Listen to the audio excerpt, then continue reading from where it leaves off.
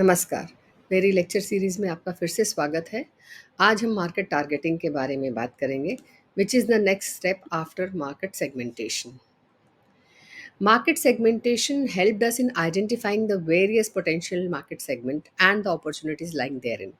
Market segmentation से हमने identify किया कि हमारे पास कितने पोटेंशियल मार्केट सेगमेंट्स हो सकते हैं और कौन सी सेगमेंट्स में बहुत सारी अपॉर्चुनिटीज़ अवेलेबल हैं। अब मार्केट टारगेटिंग जो कि इसका नेक्स्ट स्टेप है, उसमें हम इन सब सेगमेंट्स को वेरियस क्राइटेरियाज पे इवैल्यूएट करते हैं and then we decide how many segments to enter and which ones to enter and serve.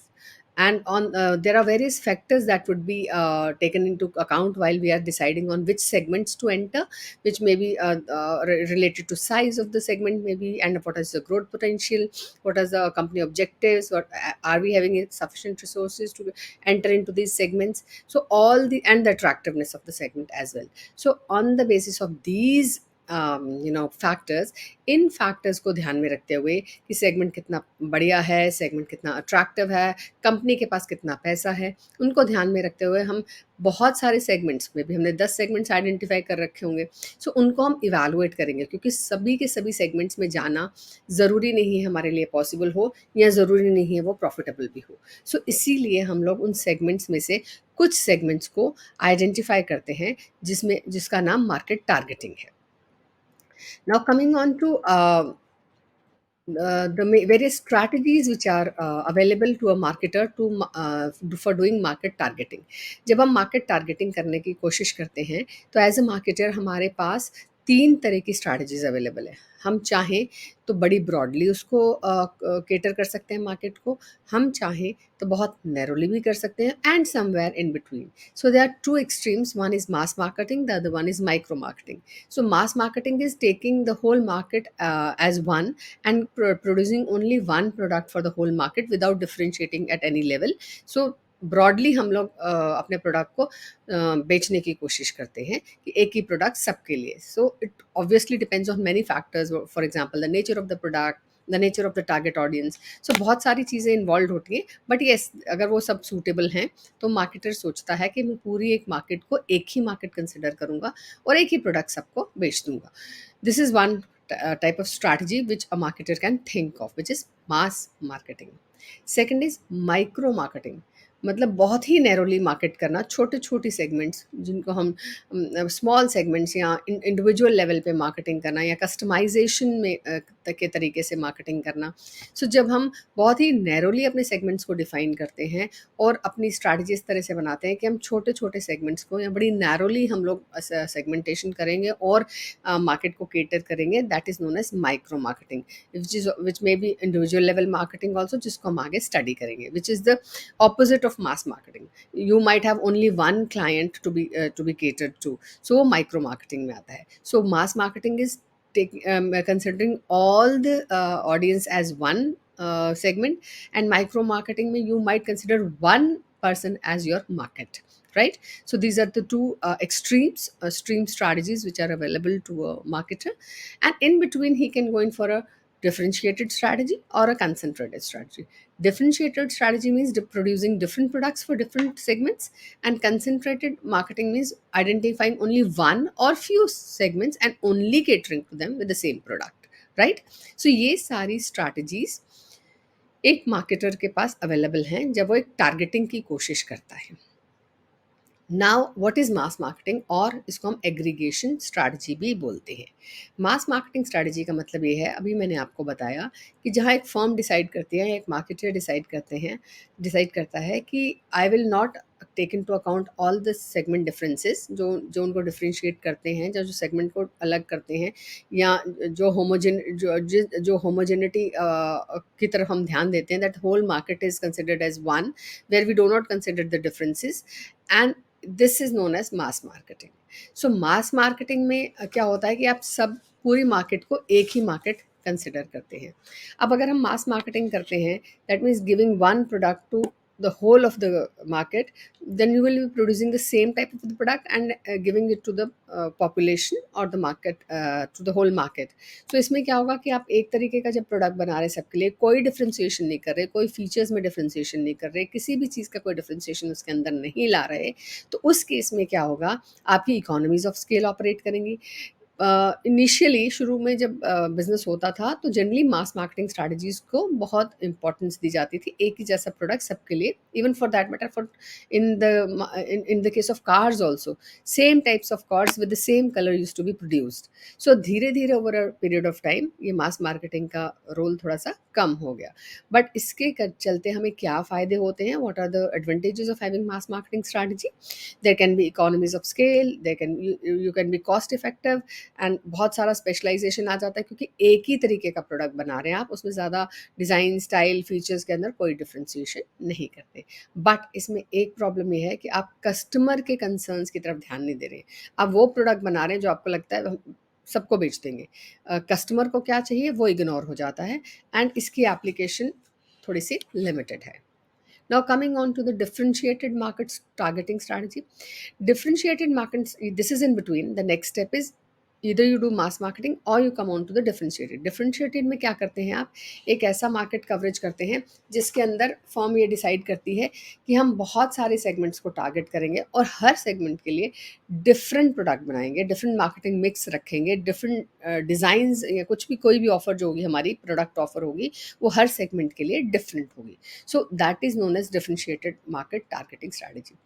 आज की डेट में मास मार्केटिंग इतनी इफेक्टिव नहीं रही है, बहुत से केसेस के अंदर जहाँ पे प्रोडक्ट मास मार्केटिंग के लिए भी सूटेबल था उसमें भी डिफरेंशिएटेड मार्केटिंग स्ट्रैटेजीज यूज़ हो रही हैं। I will tell you how.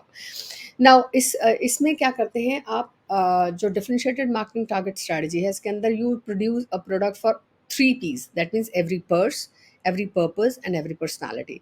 आप कहते हैं कि हर सेगमेंट जो है वो डिफरेंट है और उसके अंदर के जो लोग हैं उनके ऑब्वियसली ट्रेड्स होमोजेनियस हैं, बट एक सेगमेंट दूसरे से डिफरेंट है। सो हर सेगमेंट के लिए आप एक डिफरेंट प्रोडक्ट बनाने की कोशिश करते हैं।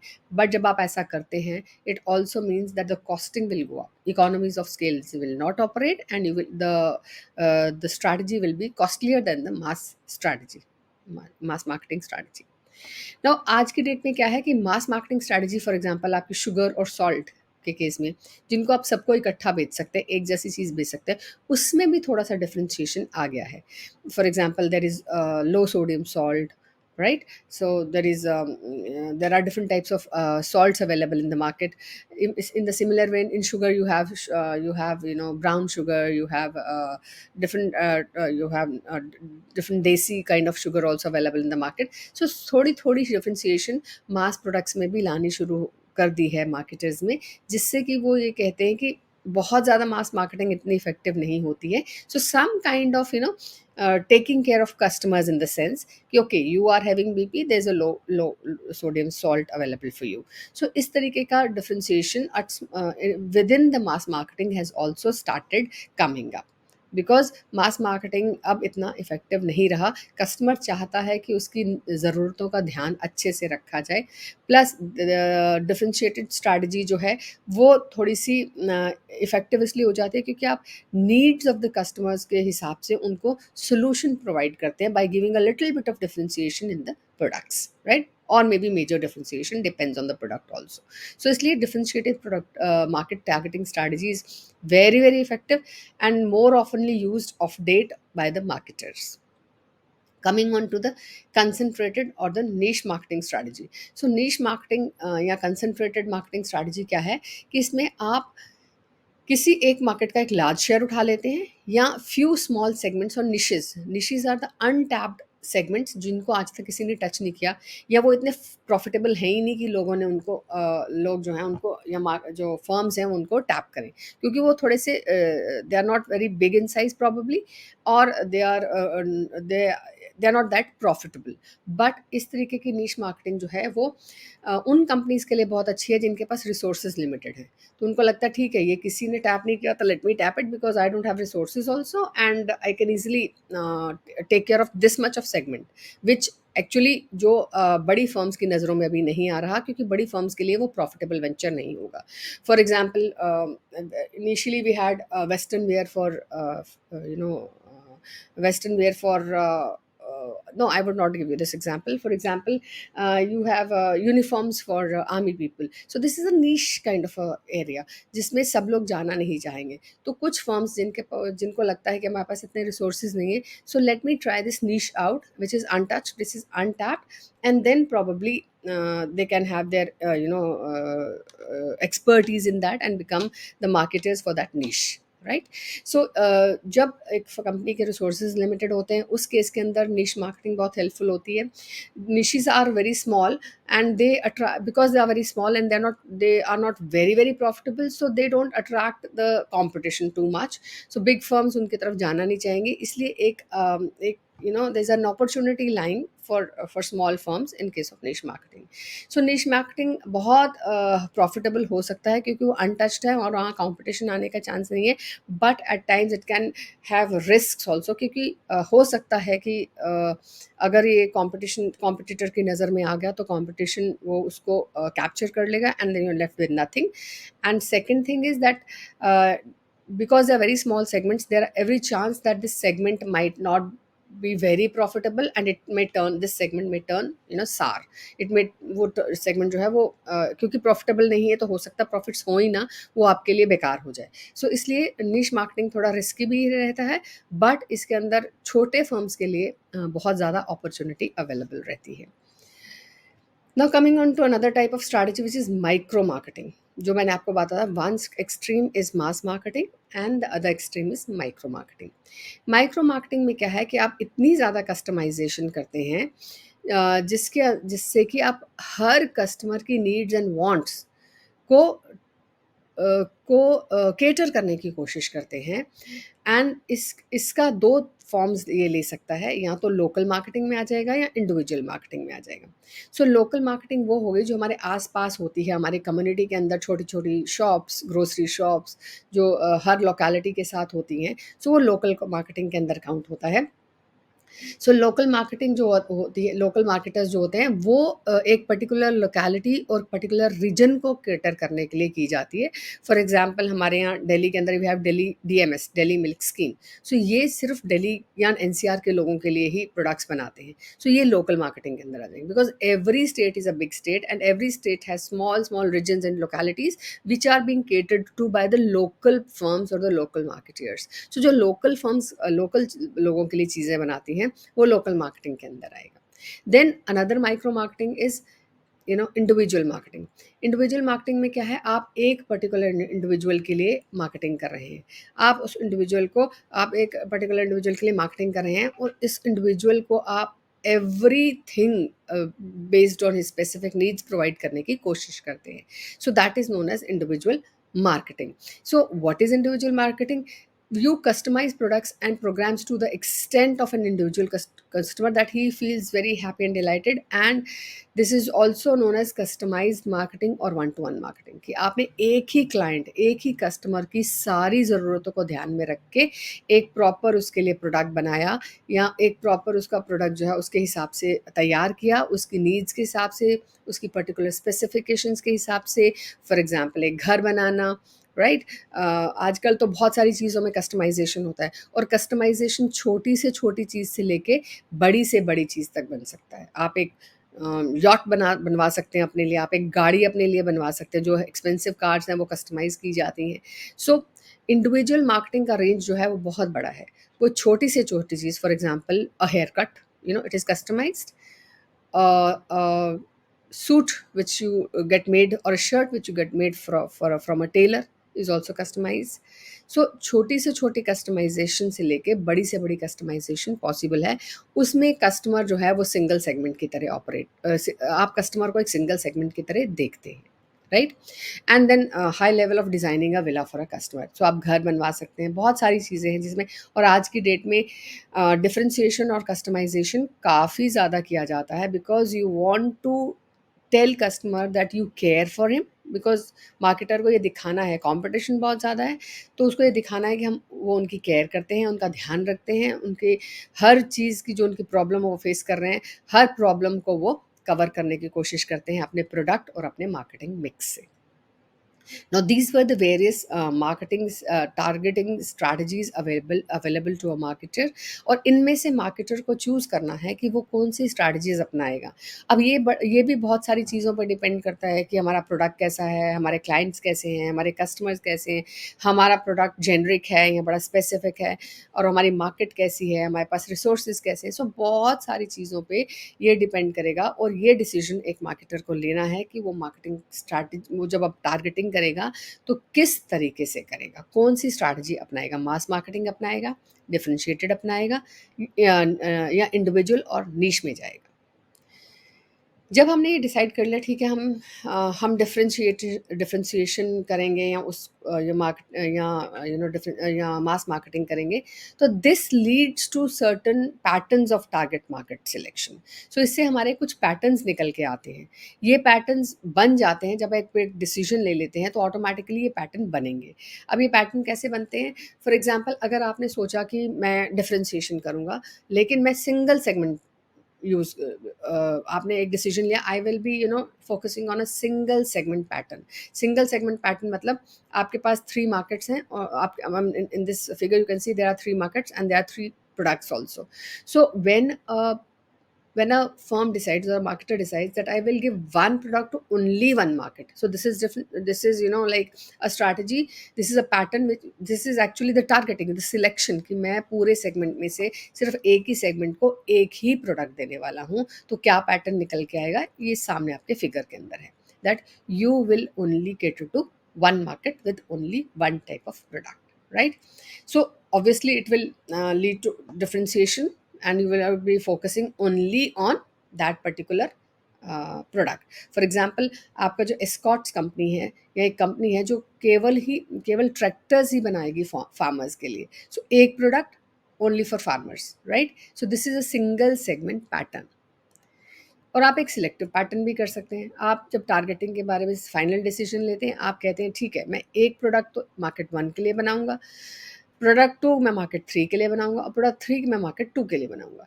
तो ये आपका हो गया सिलेक्टिव पैटर्न। सो आपने ये सोचा कि मेरे जितने भी सेगमेंट्स हैं, मार्केट 1 2 3, उनके लिए मैं सेम प्रोडक्ट नहीं यूज़ करूँगा, मैं अलग अलग प्रोडक्ट बनाऊंगी या बनाऊंगा, कि आप उस प्रोडक्ट को एक पर्टिकुलर मार्केट के लिए तैयार करोगे और दूसरे प्रोडक्ट को दूसरी मार्केट के लिए तैयार करोगे। सो ये होता है सिलेक्टिव पैटर्न। ये भी मार्केट टारगेटिंग के अंदर आपको डिसीजन लेना होता है कि क्या आप 3 प्रोडक्ट्स 3 टाइप ऑफ सेगमेंट्स के लिए बनाने के लिए सक्षम हैं? Are you capable? Do you have resources? Would you be able to do that? So this is a little difficult, this pattern is a little difficult, because you are producing different product for a different market. For example, if a company produces cosmetics also for a product for the target audience who uses cosmetics, it produces it produces furniture also for all the for the market as a whole. So अलग अलग चीज़ें जब आप अलग अलग markets के लिए बनाते हैं, ये ज़्यादातर कॉन्ग्लोमरेट्स जो बड़ी बड़ी कंपनीज होती हैं, ये इस तरीके के पैटर्न को फॉलो करती हैं।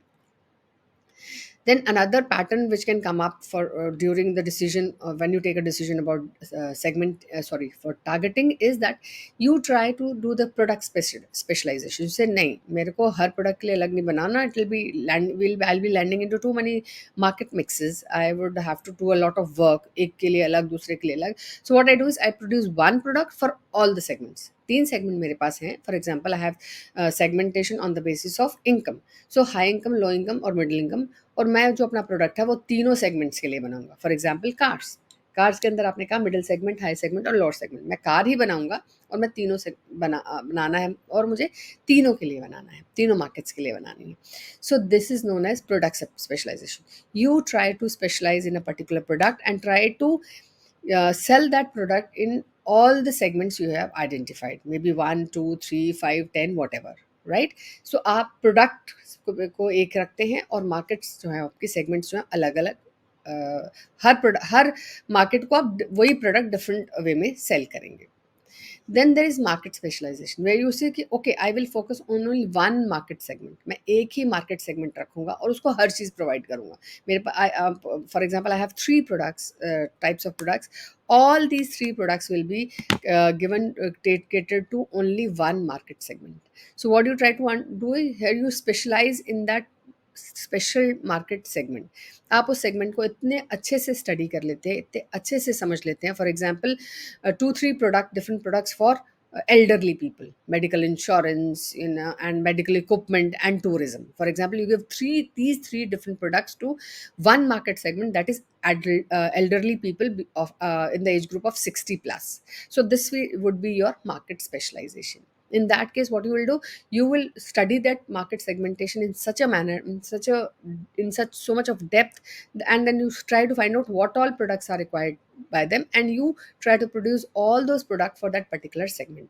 So it may be three products, it may be five products, it may be 10 products, it may be two products, depending on the requirement of that market segment, and also how much resources do you have, and what are your company future plans or objectives or whatever. Then there can be full market coverage. Full market coverage means that you need to identify. Full market coverage means that you have to you take care of the fact that your resources are your market is actually covers all the segments, and you cannot ignore any of the segments. You have to you have to target the whole market as a whole.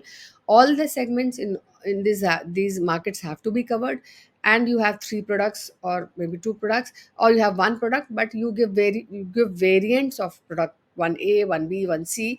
These are the variants of the products, and you try to deliver to the whole market through these variants. This is mass marketing, which I talked about in the initial when I started off with the lecture. That means, for example, if you have say shampoo, so you want to give the shampoo to the whole market, but giving the same shampoo to the whole population it might not be that profitable, because some people have different kinds of hair problem.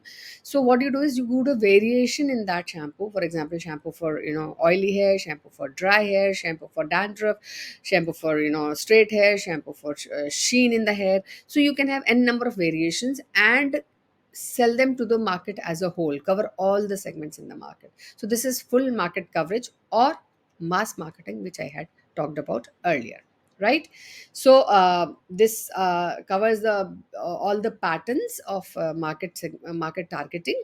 Now I would be talking about how market targeting is done. How do you what is the process of targeting the market segmentation? What is the way out, right? How do you do it actually?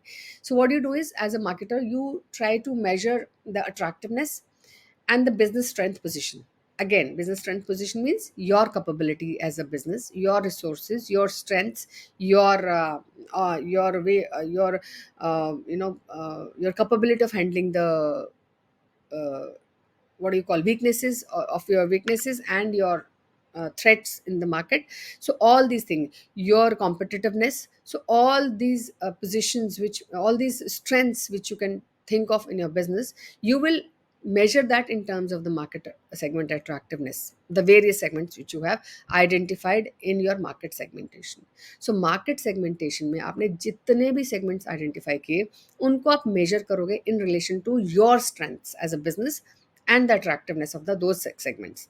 Then all these segments you will evaluate and assess. All these segments will be evaluated and assessed in terms of their growth, their potential, their opportunities, their attractiveness, right? उसके basis पे आप सब segments को evaluate करोगे और assess करोगे. उसके बाद आप अपना फ्यूचर प्रोजेक्शंस देखोगे कि आप फ्यूचर में किस पोजीशन पे जाना चाहते हैं, और उन on the basis of environmental, customer and competitive trends के बेसिस पे क्या क्या प्रोजेक्शंस हो सकती हैं फ्यूचर की in relation to those particular segments which have been identified. उसके बाद उनकी प्रॉफिटेबिलिटी पे आप उन सब सेगमेंट्स को इवैल्यूएट करेंगे. and after evaluating you will also see what will be the implications of possible future changes that can happen in that segment. उस segment के habits में, उस segment के behavior में change आ सकता है, तो उन changes को भी हमें ध्यान में रखते हुए अपनी segmentation के identified segments में से कुछ एक segments targeting के लिए select करने हैं. सो ये सारा प्रोसेस फॉलो करते हुए आप अपनी मार्केट की टारगेटिंग कर सकते हैं, वो सेगमेंट्स आइडेंटिफाई कर सकते हैं which are very fruitful, which have opportunities in them, and which can prove really profitable to you, right? So with that, I would also like to pose a question on you. Can you think of certain examples related to niche marketing and mass marketing? And if so, please put them in the comment box. And with that, I end up my lecture for today. I hope you've understood what is market targeting. And the next lecture, I would be talking about market positioning, which is again in continuation of STP. So this was the second element in STP. And in the next lecture, we'll be talking about the third element. So thank you